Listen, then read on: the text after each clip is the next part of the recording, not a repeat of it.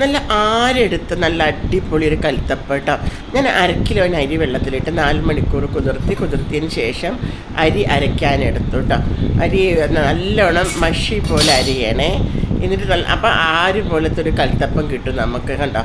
നല്ല ടേസ്റ്റ് ഉണ്ട്. എന്നിട്ട് ശർക്കര കുറച്ച് കറുത്ത ശർക്കരയായിരുന്നു കേട്ടോ.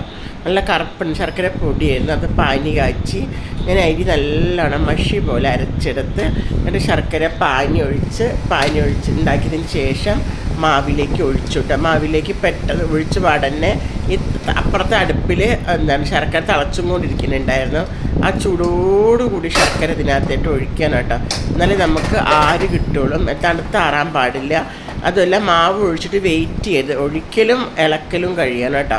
എന്നിട്ടൊരു പിഞ്ച് സോഡ മാവ് ഇട്ടു.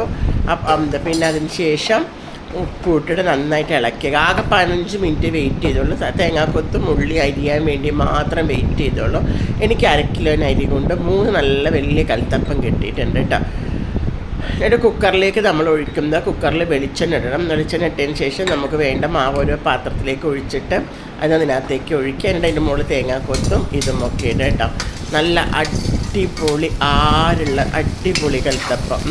എന്തൊരു ടേസ്റ്റ് എന്ന് പറയുക കൽത്തപ്പത്തിന്. നമ്മൾ കൽത്തപ്പം ഉണ്ടാക്കുമ്പോൾ കുക്കറിൽ ഒഴിച്ച് കഴിഞ്ഞിട്ട് ഒഴിക്കുമ്പോൾ നല്ല ഹൈ ഫ്ലെയിമിൽ വെക്കണം.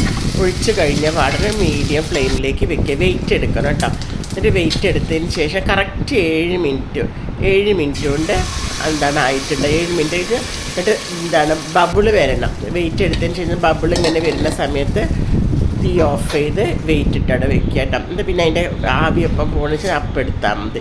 അപ്പോഴത്തേക്ക് അടിപൊളി കൽത്തപ്പമായിട്ടുണ്ടാവും. ഇങ്ങനെ ഒരു കൽത്തപ്പം നിങ്ങൾ ഉണ്ടാക്കി നോക്കും. ഭയങ്കര ടേസ്റ്റ് ഉണ്ടായിരുന്നു ഈ കൽത്തപ്പത്തിന് കേട്ടോ.